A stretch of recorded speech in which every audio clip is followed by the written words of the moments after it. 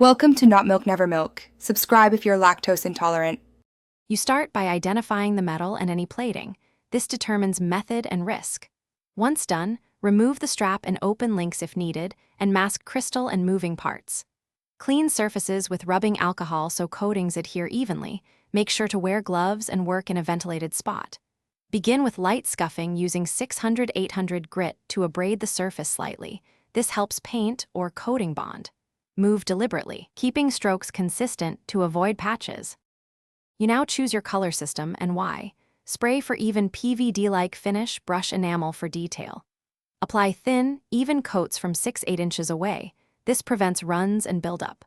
Once a coat dries, sand lightly with 1000-2000 grit to smooth imperfections, then wipe clean. Repeat 3-5 times until opacity and tone are consistent. Make sure to rotate the piece and check under different lights to catch uneven areas. Adjusting technique as needed for uniform coverage. You finish by sealing the color with 2-3 thin clear coats to protect against wear and moisture. Allow each layer to flash before the next.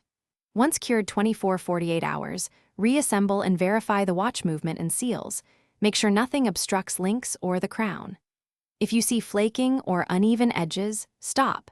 Sand back to solid color, clean with alcohol, then reapply thin coats. This troubleshooting step prevents larger failures and ensures a durable, professional-looking finish.